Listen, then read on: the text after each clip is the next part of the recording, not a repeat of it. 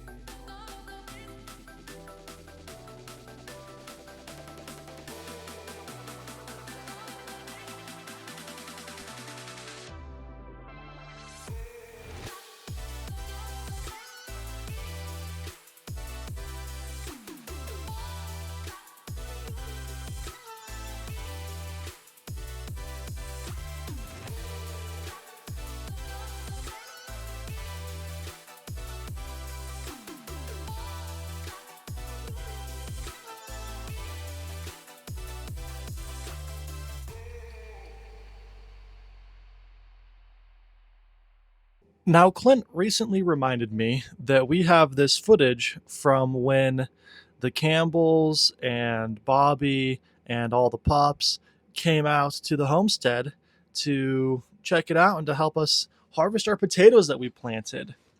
Unfortunately, this was at the time when I was gonna say this is when we didn't know where the mics were.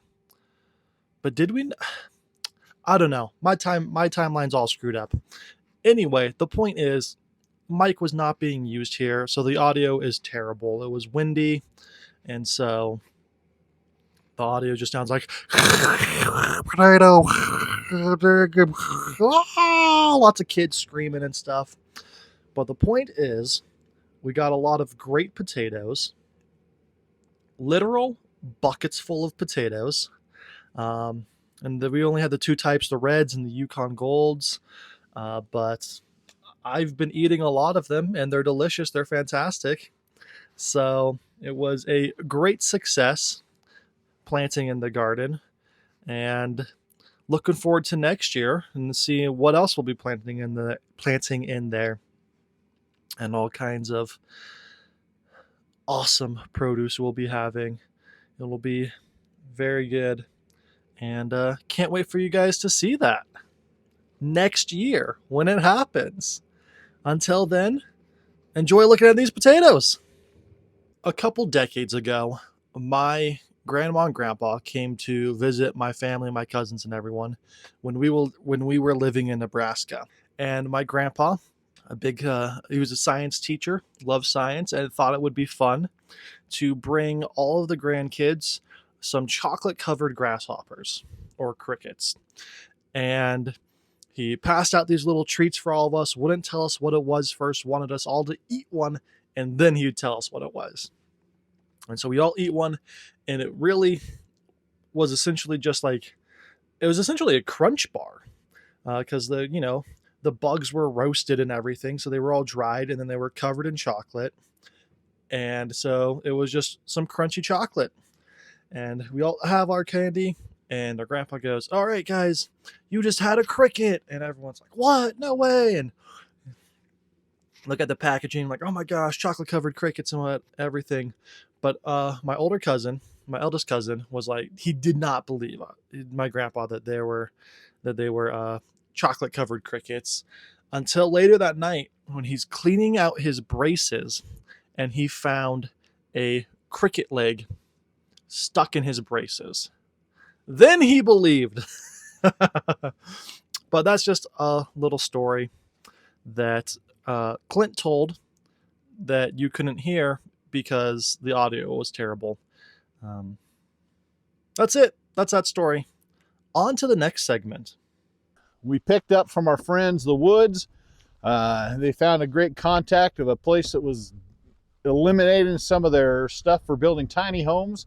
And so we were able to get a hold of some zip sheathing, which is awesome. I was going to do this on the house anyway, and that's a bit more expensive than the OSB. So we got this at a significant discount, which is fantastic. So we were able to get some zip sheathing. We got some leftover concrete mesh. We got some 2x8s, 2 of which are not there because they fell off the trailer when I was bringing them over here from the woods. But luckily, Brady was right there and found them and picked them up. We got some big old honking beams. I know what I'm doing with one of those beams. You'll find out later. But I'm not sure what I'm doing with the other 2. But we'll find something to do with them because these are awesome. These are big, huge. We're going to find out much later. Next year. But hey, that's all right. You'll have to watch every video until then so you can see what's going on. And not like early next year either.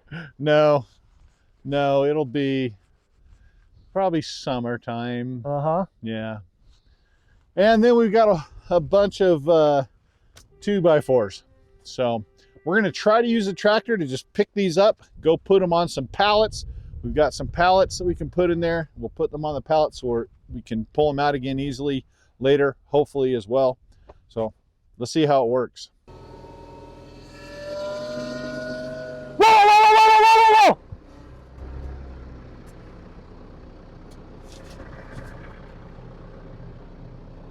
Already hitting the greenhouse. Luckily, no holes.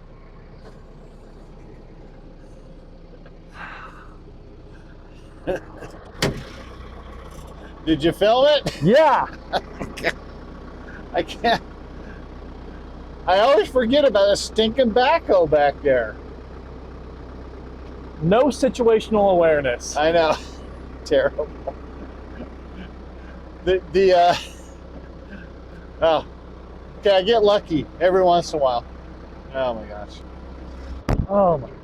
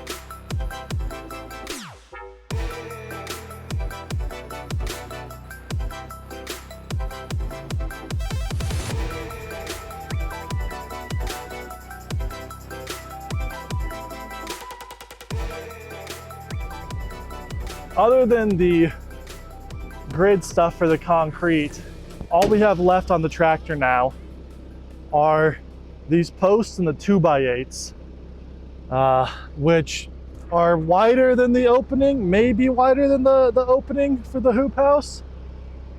Clint's pretty confident that he can get them in there though. I think he's gonna break the 4x4 supports for the doors, just like the last one. I think I can do it. I can do it. The other long back can just swing one end in and then the other and just, it'll happen.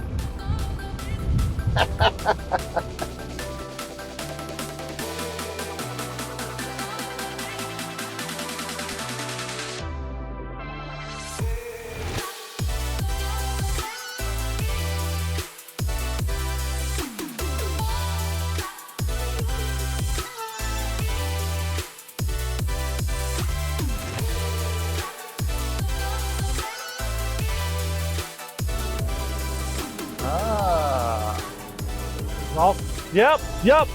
Oops. Hit the door like I knew he would.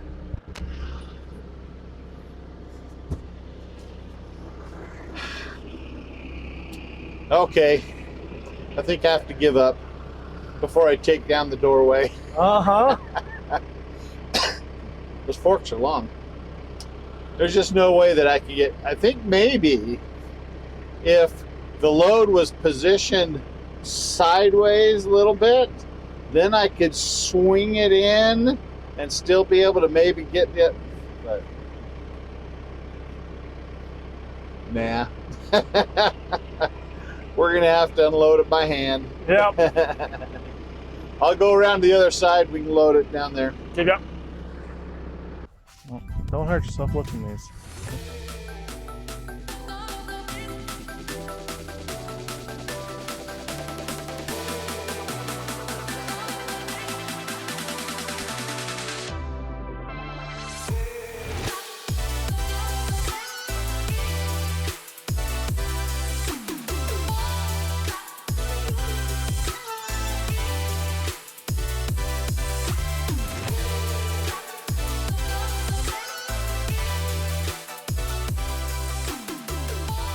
Not bad. Easy.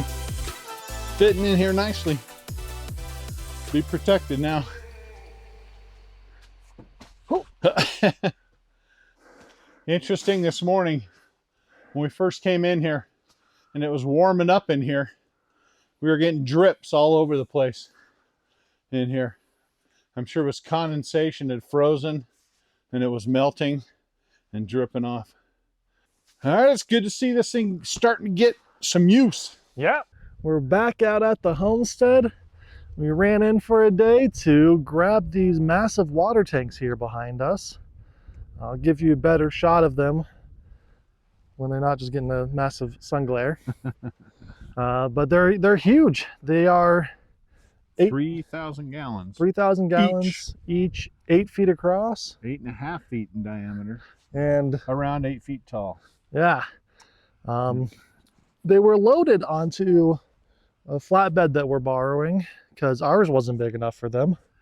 No, ours had railings on the side. We didn't want, that would have been a pain in the butt. Yeah. It would have been very awkward to try to do anything. Either have to create the platform again, like we did for the insulation panels, put it on there, or try to tilt it in there, and it just, so. But they were loaded onto the flatbed by a tractor. And we have a tractor, but the one that these people used was about big. It looked like 4 times the size of ours. It was big. So, but and I caught a little shot of that, so you'll see it here.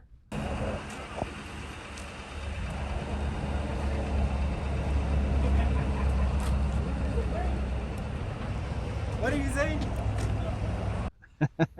See, bigger than ours. We're thinking we can do it with our tractor, unload these.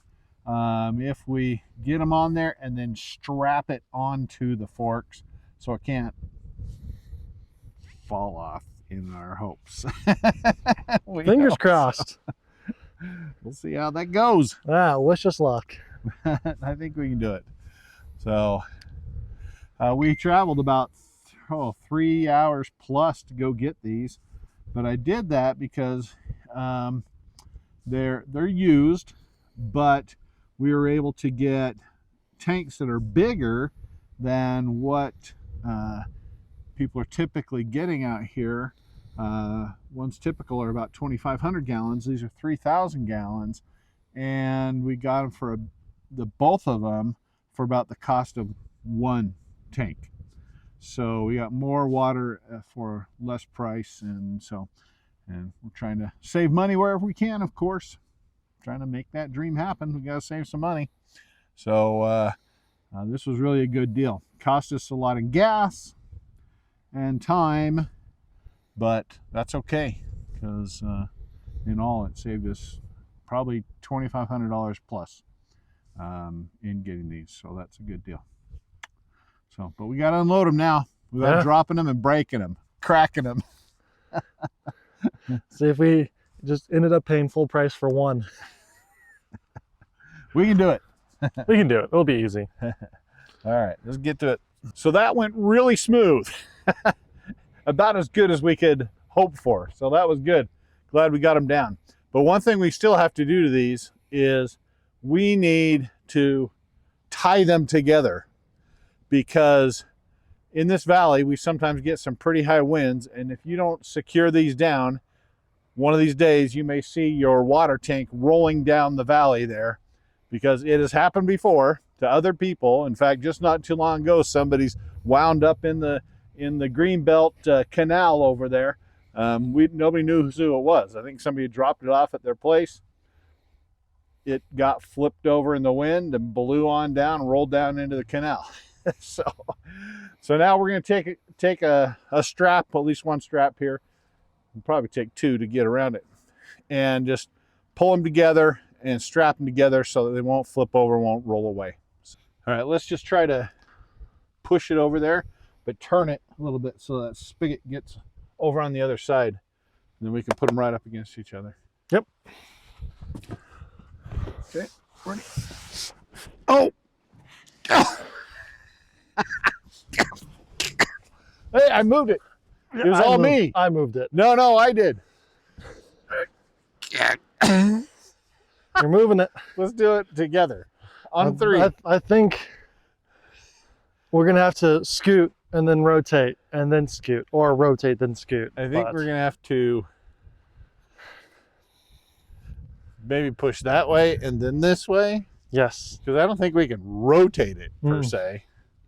I think the best we can do is kind of push it one direction, then the other. So we want to try to push it that way first, get the spigot that direction. We want the spigot that direction. Right, that's what I'm saying. Yeah, so we'll have to get the spigot that direction. Yeah. You ready? Yep. 1, 2, 3. Hey, we moved it. All right, wait. 1, 2, 3. 1, 2, 3. Okay. How are we doing over there? Pretty good. Yeah, that's not too bad. Now if we push from there, I think we'll try to get it in there. 1, 2, 3. Wait, that was good. How close are we? Oh, we only got like 3-4 inches. Oh, I can do that. Yeah. Yeah, you did. Did I do it? Yeah. They're touching. I told you it was all me. Why did I even have you help? I don't know. Man. Perfect. All right, let's get some straps. So that should hold. I think it'll hold. I'm excited. Those are good tanks. Now I got to figure out a way when we build the pump house that I'm either going to have to just build it in, and then if something happens to it and you have to get it out, take a chainsaw to it and cut it up and pull it out. And then get a smaller one to put in? I don't know. I don't know. I mean, We do have a garage door over here Mm-hmm. that maybe we can, we'll check the width of that garage door. If it's like a 9-foot garage door, because these are 8.5 feet. I think it's 9. Anyway, this is definitely going to get us one step closer to our goal of self-reliance. That's 6,000 gallons of stored water. So if something happens to the pump, we'll still have some water that we can use at the house, water things, all that until we get the pump fixed. So that's good. Plus, when we get our pool up, that's another like 6,000 gallons. And it's a pool. You can swim in it. All right. Well, hey, that's it for today See you next time on Castle Farms Homestead. Thanks for coming.